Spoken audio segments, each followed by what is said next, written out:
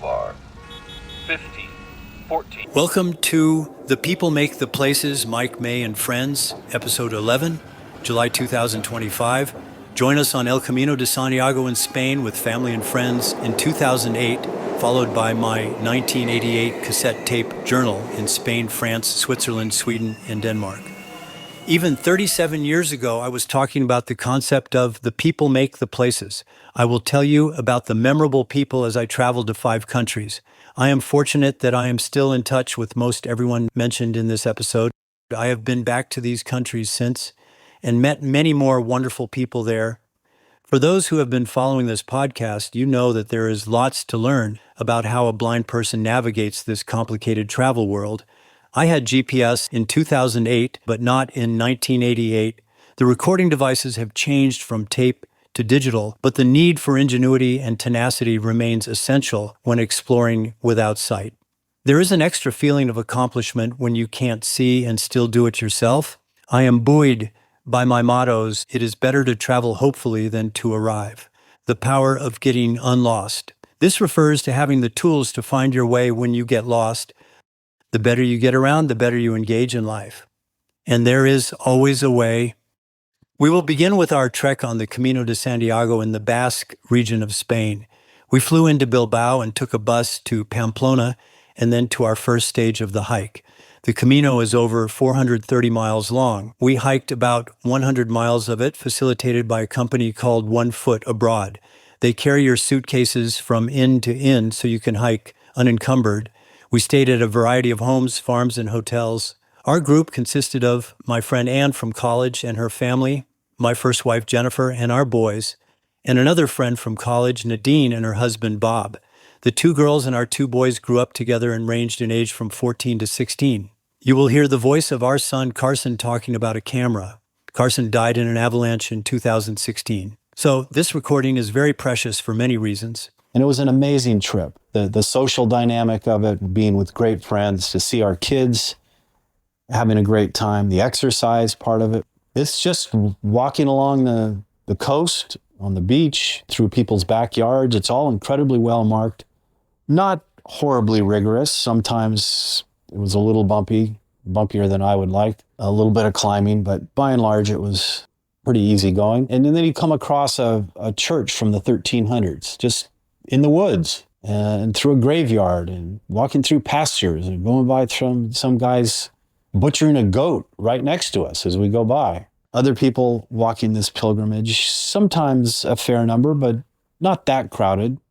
The villages were really interesting. My favorite one was called Guernica, and it was bombed in 1939 as a test by Hitler to see how well his planes and bombs and stuff, such work. And it was in conjunction with Franco, who wanted to suppress the Basques. So they got together and said, let's just bomb the crap out of this city and see what happens.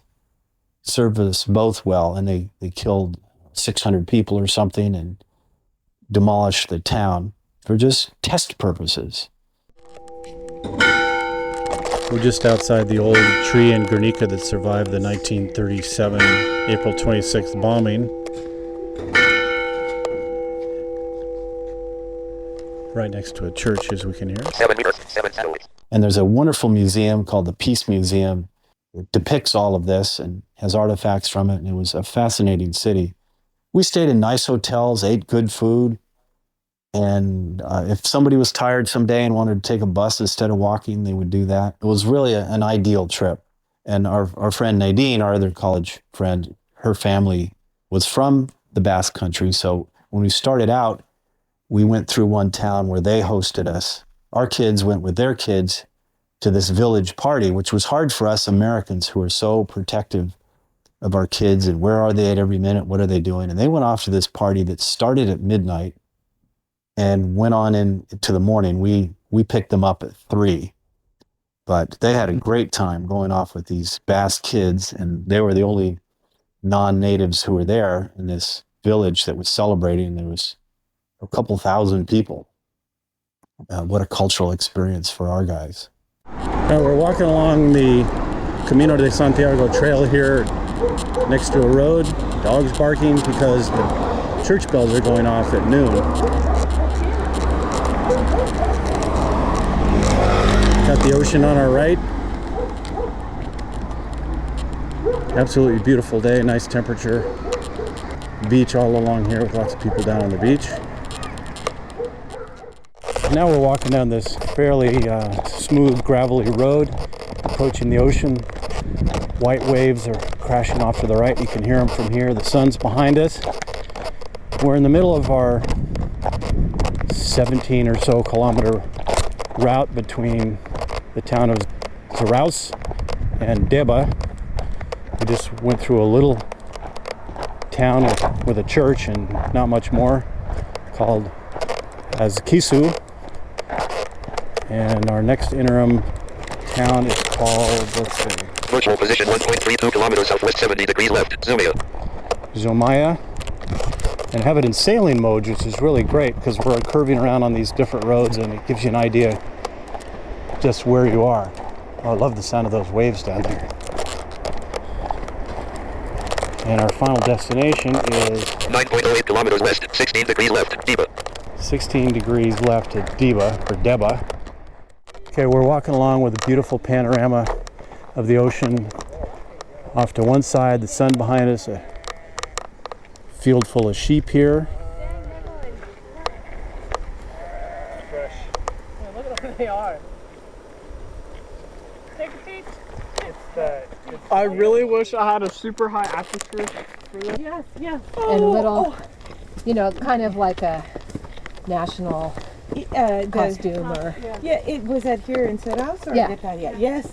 It was closed by the time we went by. Yeah, but it was pretty. Yeah. I actually bought a vest like that. I wear it sometimes to work. Oh, neat. Yeah, it's a wool. Oh, that spice-colored brownish red. It kind of looked a little bit Amish-like, Yeah. but very simple and plain and pretty. Yeah. I love that Spice wool. red brown one sounds really good. Here? Thing at the fair on the way home. So they had probably 20 different handmade chocolates. We saw this. So I tasted it, but I don't know what it is. But it was good. It's carob. Carrot? I think it is. No, it's more perfume. It might Is be, it? But Okay. it's real kind of perfume. So I got an orange bar, brownie, and then some incomprehensible with flourish, like herbaceous flavor. Herbaceous. Yeah. Bodacious. Wine rum. It has been on my wish list to return to the Camino ever since that trip in 2008. Now we will rewind 20 years to 1988, before kids and before being married. I was with my girlfriend of 1 year and my friends Ron and Judy. I had my seeing eye dog, Utah, and my skis for our next stop in France. I will comment on and introduce you to the people I met in each country. This Europe tape from 1988 starts out in Barcelona, Spain, after Ron and Judy and Jennifer and I drove down from Geneva through France. After Barcelona, we went to Madrid. And then the tape skips forward, but the four of us go on to Les Arcs, France, where Ron and I competed and set our world speed record. I went on from there, taking the train to Sweden to visit my friend Helen and my friend Lisa in Denmark, back to Geneva to see Fiona and some other friends. And it concludes with a summary on the airplane when I'm flying back to San Francisco.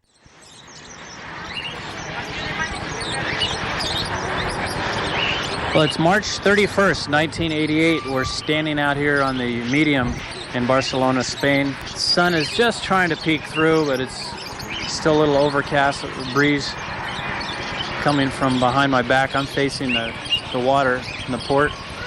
And of course, here in the middle, there's all these birds are chirping away. They're at different stands for sale. Actually, whole animal collections, birds and hamsters and rabbit. One place had a monkey, a rabbit, Angora rabbit, all sorts of stuff. Fish. We rolled in here to Barcelona yesterday after one night in Geneva, one night in Saint-Rémy near Avignon. Okay, there's a guy he's opening the cage right now to show some people the birds. Utah, no. Maybe we should go to another. They're pretty quiet ones. Are they loud enough? Yeah,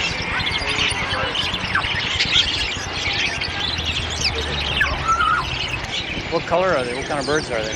Every color. There are green birds, parakeets, canaries, finches, little parrots, little finches that are brown with the rose colors, blue parakeets, yellow parakeets, lovebirds, cockatiels, cockatoos, macaws. That's a neat sounding That bird. one over there, I don't know what's making that sound. Oh, it's a myna bird. A red parrot, green parrot. There's even a gray parrot. Now we're sitting down by the wharf. There's a ship here which is either a replica or something to do with Columbus's sailing ship, the Santa Maria. There's a big statue of Columbus down here too. Cristobal Colon. Now it's getting really toasty. Got a jacket on. Should probably take it off. Just walking down that medium, this street all the way here to the wharf just about. It's real busy. Just met a blind guy, Andre, and Ron snagged him. He was using a cane. The Hare Krishna went by having a bullhorn. It's so noisy in this town they had to have a bullhorn in order to be heard. Yeah, your whole day will shift around here. You'll get up at 1 o'clock and go to bed at 1 o'clock. Well, we stayed up a little longer. I had some coffee down the hotel room, in the hotel lobby there. Yeah? And it was, stayed up for another hour and a half. I was feeling real good. I was like, drank a lot, we drank the prize wine as well. Yeah. And then a brandy after that. I was ready to go all night. Yeah, you were fired up. I probably will be tonight too, since I didn't get up until 11. But I figured, I was thinking, God, I gotta change my schedule because I want to be up early to get out and make turns and stuff. You can do that on Sunday or Monday. Yeah, I'll have to worry about that too. This is just beautiful. Spires and pigeons heaven, I guess. Very inspiring, huh? Oh, it's very inspiring. I'm going to get a photo. The sun's really nice on that. Hanging out on the front steps of the cathedral. Really ornate building. What's it look like? It's got 1, 2, 3. So there'd be 4 around the outside. So it's like a kind of like a rectangle. If you look down from the top. Yeah. And there are tall pyramid-y points going up to the top. And on top of each one is a little cross. But the cross isn't just a plain cross, it curves down. And then on the way up to the point, there are a succession of 1, 2, 3 little tiers with points going off of them. And none of them are plain. They all have gargoyles and little curly things going off of them. So they're kind of bumpy. Have you ever felt those flowers that when they dry, they're bumpy? They're thick and bumpy. They kind of almost look like those. Oh, speaking of flowers. You bought Edelweiss. Yeah. Now we're inside the church. Lots of people bustling around, putting candles in front of their patron saints.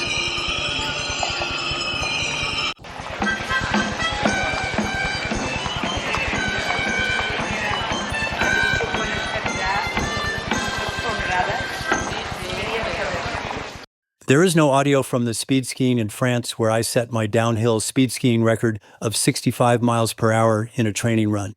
We had to cut the skiing short because of a snowstorm. My dog and skis went home with Jennifer, Ron, and Judy while I continued to a subsequent stop in Sweden to visit Helen. I first met Helen on a flight home from the Consumer Electronics Show in Chicago. She was visiting San Francisco for the first time, so I offered to show her around. That evolved into her joining me for a Lighthouse video shoot with her guiding me on a run. We then made a quick trip to Disneyland. I'm now on the train headed from Geneva to Gothenburg, Sweden. Going through the countryside of Germany right now, midday on Friday, April 8th, 1988. And it's a 24-hour or so trip I'm on. I'm on the first leg of it. headed from Geneva to Hamburg, going through the countryside. Pretty comfortable here, sitting in first class with a little table for food and lots of leg room. And no dog, though. I keep, when somebody comes by with a cart, reaching down to make sure Utah is tucked in, and he's not here. All I have is son of Herman, the cane.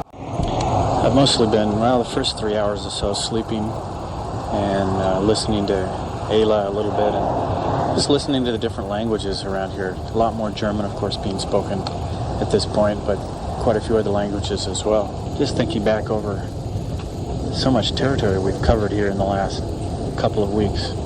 Barcelona and then Les Arcs, taking a feel of the whole situation. And it's really been a pretty incredible trip. All the fantastic skiing of the bumps and nice, long, steep slopes of Les Arcs. Even with all that territory we covered in 5 days of skiing, feel like we just scratched the surface. And here I am switching languages again.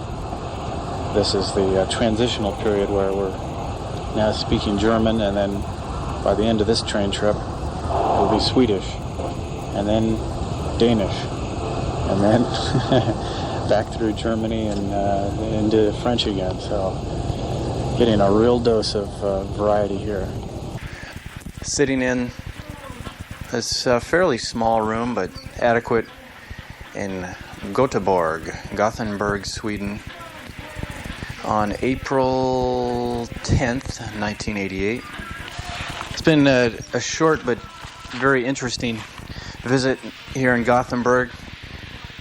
At the moment, I'm sitting in my hotel room with the MTV or Super Channel, some such thing going on. Lots of video of up-and-coming or top 10 European videos. It's kind of interesting. Sound outside with the window slightly cracked is wet ground as the cars go by. I thought I'd go out and get something to eat, and it turns out it's snowing. Horizontal snowing at that. In stark contrast with a beautiful day yesterday, a little bit windy but very sunny when I rolled in here at 7:30 in the morning after 24 hours of traveling. Helen met me at the train. We had breakfast there at the train station and did a few errands until Gothenburg woke up on Saturday, as it soon did with a beautiful day and a lot of people out and about.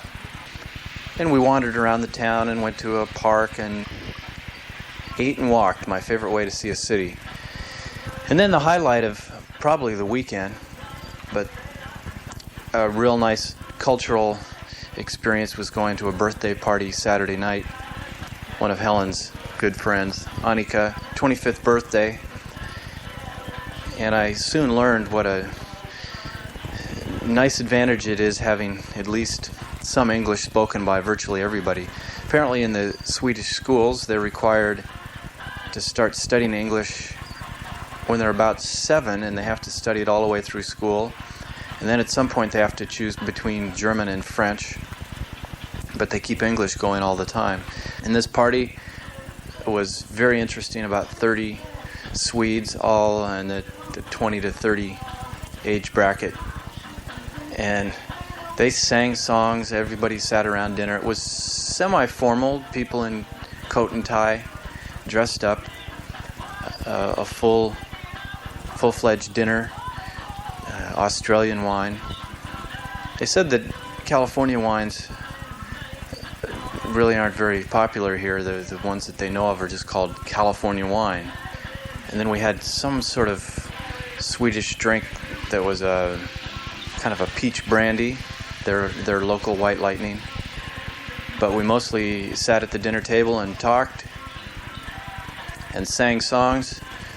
And what a great sound it was when all 30 people were singing some song, not exactly in tune, as any average of 30 people might, but all in Swedish. I just had the hardest time keeping from laughing. And then at the end, it would be dead silence and everybody would say "Skål," just raise their glasses.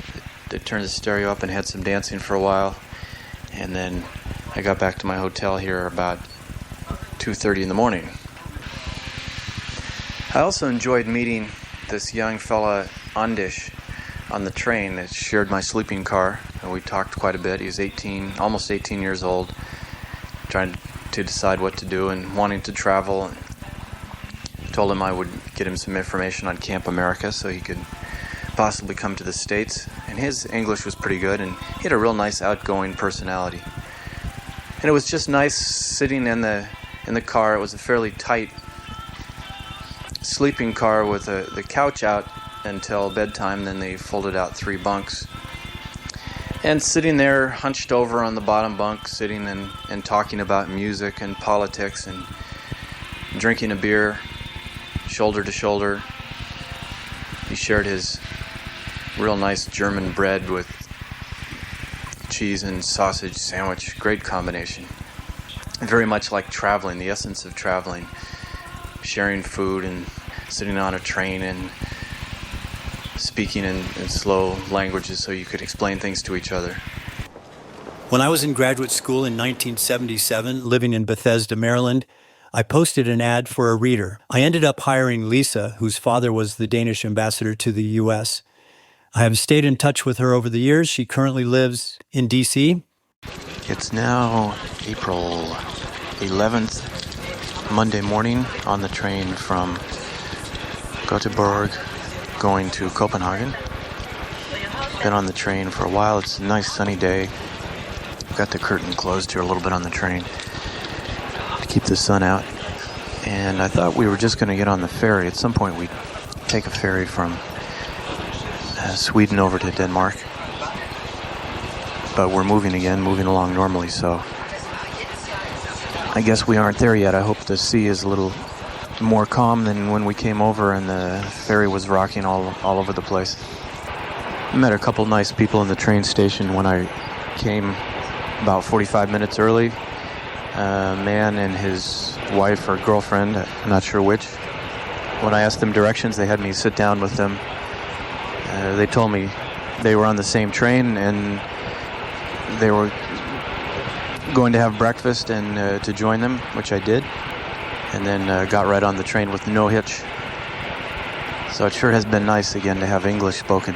I've been passing the time by listening to Ayla, and I've just got one tape to go, so I think I'll listen to some music so I don't use up the book with still a lot of traveling yet left ahead of me.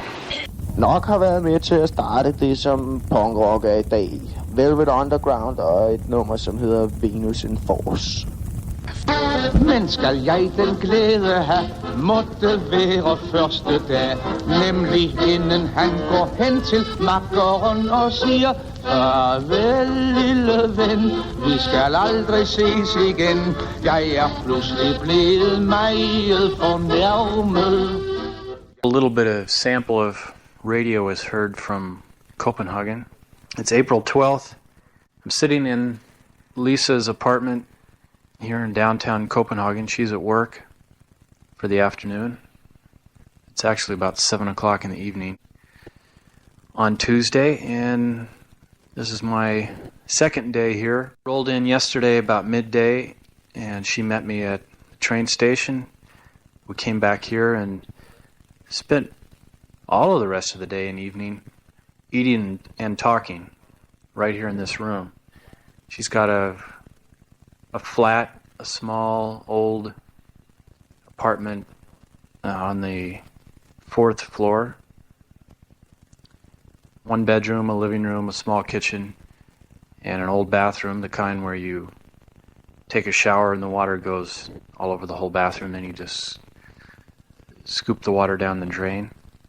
I haven't seen Lisa in 6 years, and it was amazing being able to sit down and talk and spend that much time talking about everything from job stuff to relationship stuff and feel very, very comfortable. So about midnight or so, we finally knocked it off, and she fixed a real nice dinner. So it was kind of pleasant change to have a home-cooked meal from all the eating out at restaurants, not to mention being cheaper. A free place to stay and not eating out really was probably a good idea about this point in my trip. Now I'm spending Danish crowns or krona, which are about 6 to $1, which is about the same as the Swedish money, Swedish crowns.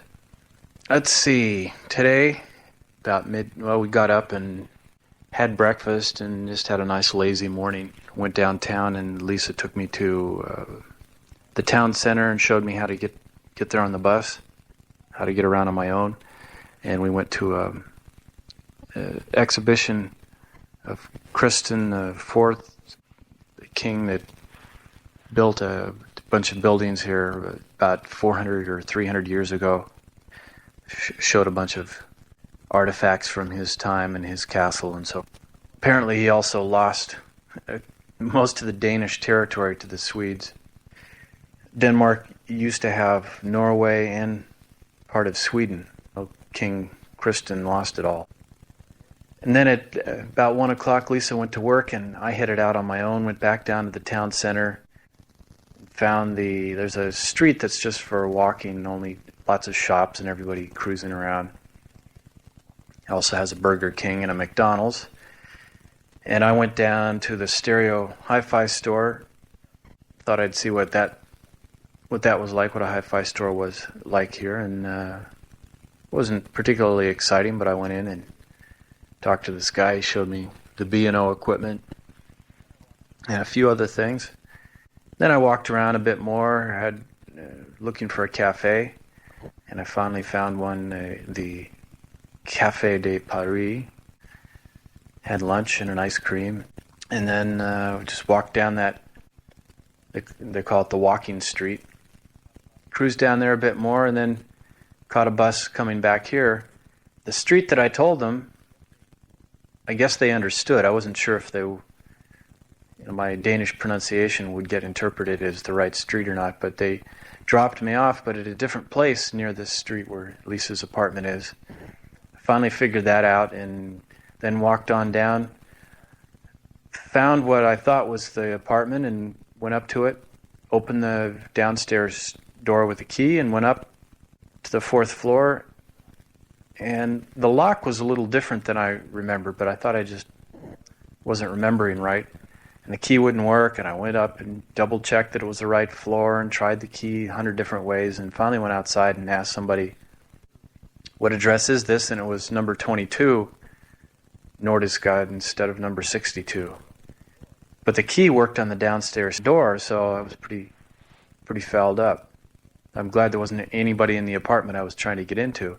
But it's the same, almost exactly the same configuration of stairs and doorways, just a little bit different hardware on the doors, and that was it.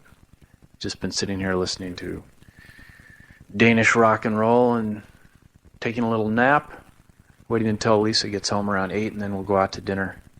It was raining a little bit today, but I think it stopped. It's just cold now. It'd be nice to get out and cruise around again. And then I'll head out tomorrow, taking the train, the ferry, and so forth, going back to Geneva. From Denmark, I went to Switzerland to meet several friends, including the famous singer Glenn Yarbrough of the Limelighters. I met Glenn through my friend Fiona, who was the French interpreter for the U.S. blind ski team at the first World Winter Games in 1982. There is a story about Fiona in the book Crashing Through. Fiona was the best visual describer I ever met. She now lives mostly in Turkey with her partner. Well, here I am on my way back to Geneva, almost there actually, on the train and the ferry to Hamburg was the first leg. I had dinner up in the ferry restaurant. It's a great big boat. A fairly nice restaurant, actually. I enjoyed the ride, that ferry ride, a lot more than the one going over when we were in a sleeping car and it was a fairly rough sea and we were rolling back and forth. This was a lot easier to take. Hopefully we'll be doing some recording in the studio with Glenn Yarbrough.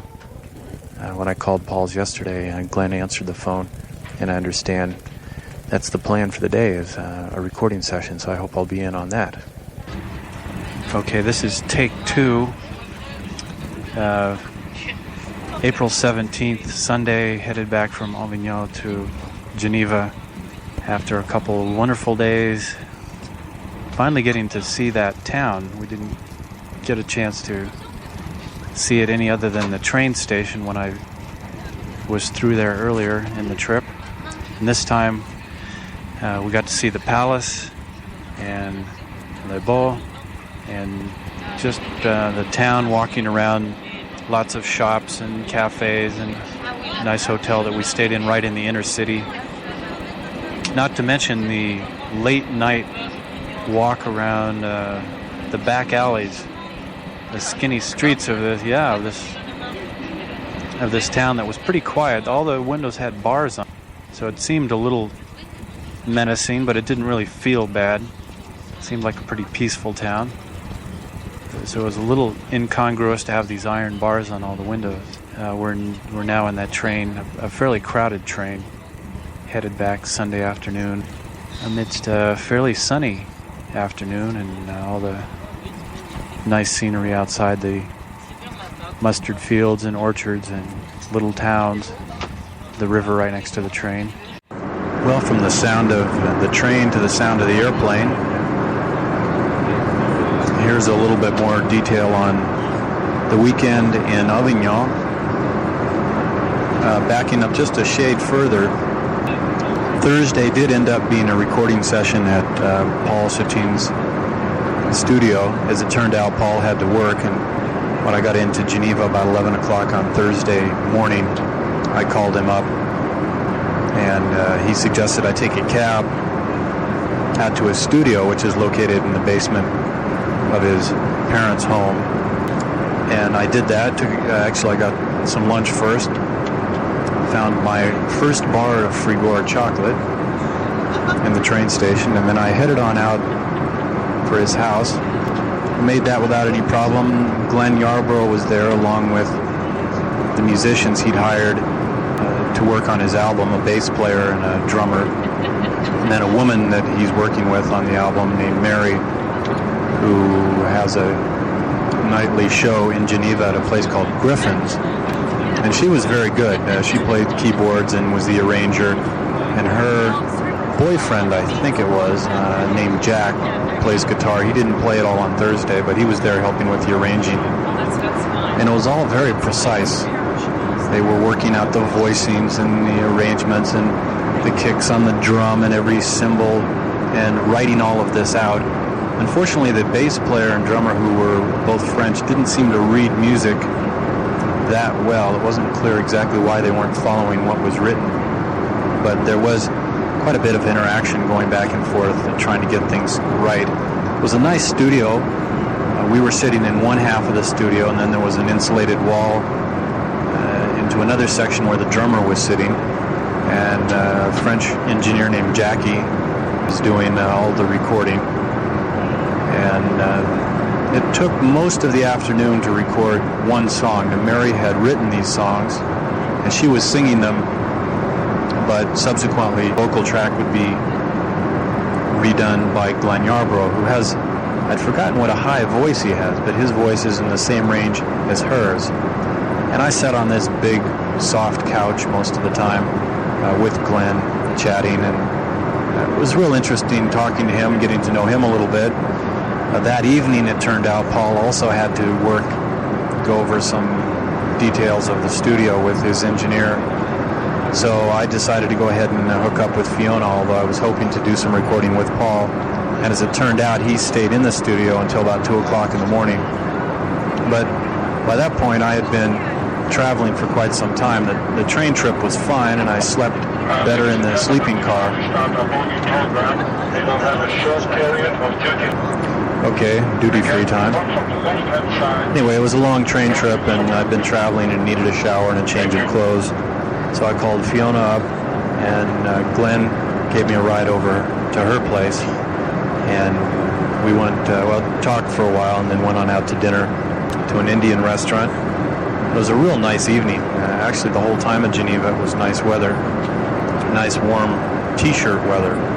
And it's a small town, actually, nice to walk around, lots of parks, and it was real nice catching up after 4 years since I've seen Fiona. And really the first time that since 4 years ago, Ron was along, first time that we had a chance to really have some good quality time and intimate discussion, which actually got better as we spent more time together. She suggested that we go on down to Avignon, which I was a bit reluctant to do, and I was glad we ended up going, but I didn't look forward to getting on a train again for another 4 or 5 hours.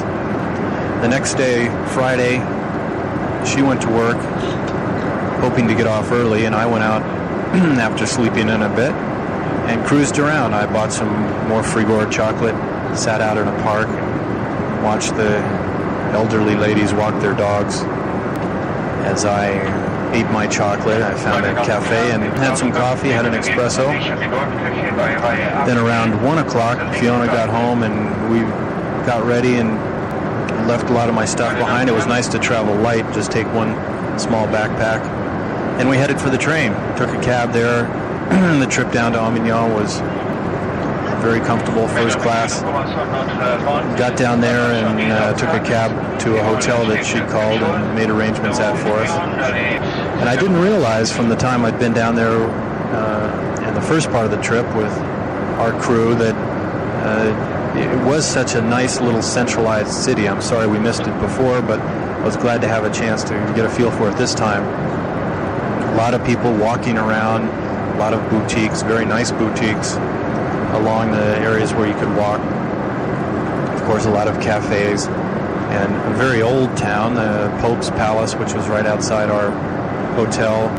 But the first evening there, true to form of a lot of time I recall spending with Fiona, we went out walking, had a coffee, walked some more, and then went to dinner. On Saturday, we were disappointed to learn that there were no tours out to Les Baux. We went and hired a taxi and had a man drive us out there. Les Baux is just beyond Saint-Remy. I can't believe that we didn't go to this place. It's listed in the Michelin tour guide as one of the places you really shouldn't miss seeing, and there was good reason for that. It was very interesting, an old city from 1200, 1300 time period. Old churches, narrow streets, old stone buildings, and the city of the dead, which was just a rubble city that was there. It was all very small. Again, lots of boutiques and cafes, but in a much more confined area. I mean, it's much smaller than Avignon, of course. So we spent the afternoon there and got back to Avignon just in time to take a tour of the Pope's Palace, Place des Papes.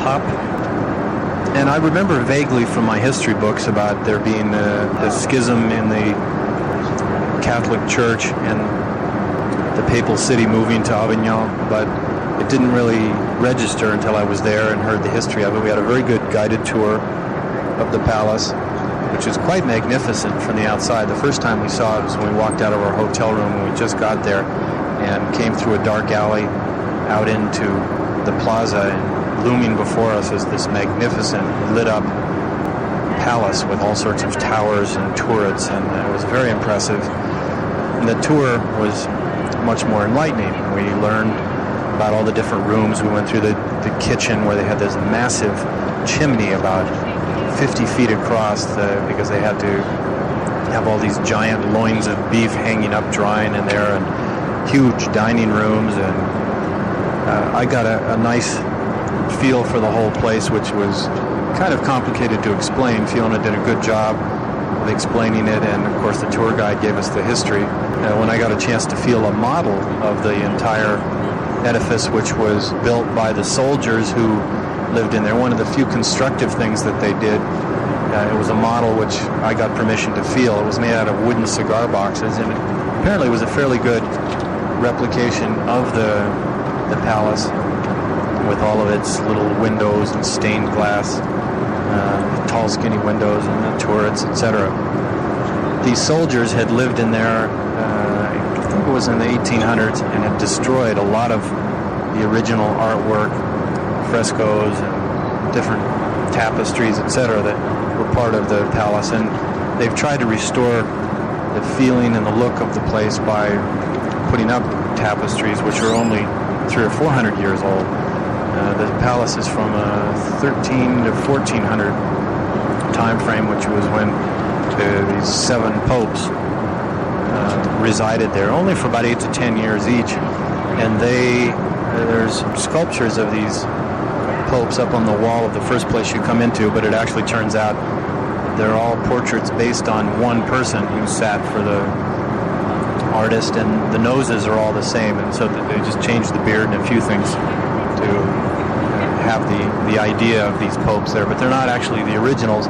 And many of the things that are in there are not the originals. The giant tapestries that they have come from fairly priceless sources. However, they're not the originals, nor are a lot of the things, the tiles and the furniture, etc. Sunday was probably a good day for what we ended up doing, which was traveling back. We got a direct train after sleeping in and packing and just having a lazy morning. We got going, went back to Geneva, where the weather had turned very nice. We had a nice walk around the park and laid out on the grass and talked some more, and just people watching.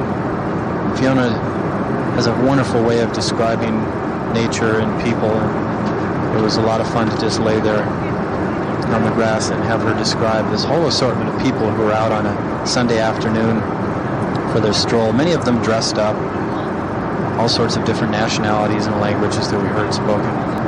Had a Sunday evening dinner at home and watched a video documentary of the Falklands, or the Malvina Islands if you prefer, which was an interesting combination of English, French, and Spanish. So I got about 50% of that. We concluded our evening somewhat sadly thinking about not seeing each other for another several years probably, and who knows. So Monday morning we said our goodbyes, and a 3-week enjoyable trip of many different places and currencies and languages and people is coming to a close. My overall impression is very positive. I had a good time. I'm remembering being in France and the difficulty of the language. Things were so much easier traveling with Fiona and speaking fluent French. It just changed the whole attitude of the way people treated us, which reminds me why things seemed so much easier in France on my previous visits, always having been with French-speaking people. It was nice, in contrast, going up to Sweden and Denmark, where lots of English was spoken. The contrast of many languages and additional currencies was a little befuddling. I lose track of which language to say thank you in. Is it merci, tak, danke, thank you? It all gets rather confusing. I'll go ahead and sign off on this trip on April 18th, 1988, headed back from Europe to San Francisco. And here we are, 37 years later in 2025, still flying and still meeting lots of people. Speaking of thanks, I appreciate Ron, Judy, Jennifer, Lisa, Helen, Fiona, Anne, Nadine, Wyndham, Laura, and Colleen. Anne Turpin has the record for the person I've known the longest. We met when I hired her to be my college reader in 1972. Special thoughts for those who we have sadly lost in the past 10 years, Carson, Bob, Irma, and Glenn. If you are with us at this point in the episode, thanks for listening. Stay tuned for the next episode in early August. Could be about Hawaii or South America. Please rate, follow, and share. The people make the places. Nothing like music to transport me to a place and time in the past. Closing out with a sample of Glenn Yarborough's voice and In the Air Tonight by Phil Collins. It takes me back to skiing the slopes in Switzerland in 1982 with Ron and Fiona while the chairlifts are blasting this song and the drum solo reverberates through the trees. I can feel it coming in the air tonight. Oh Lord, well I've been waiting for this moment for all my life. Oh Lord.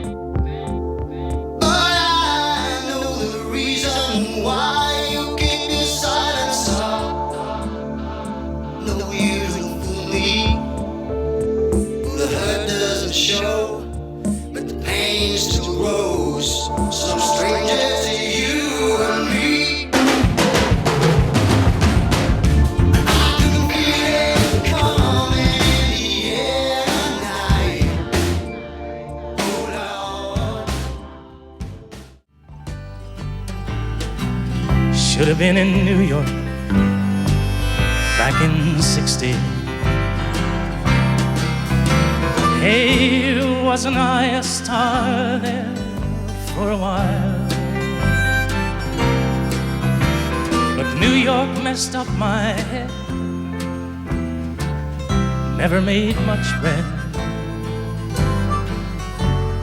Little Johnny Denver went and copped my style.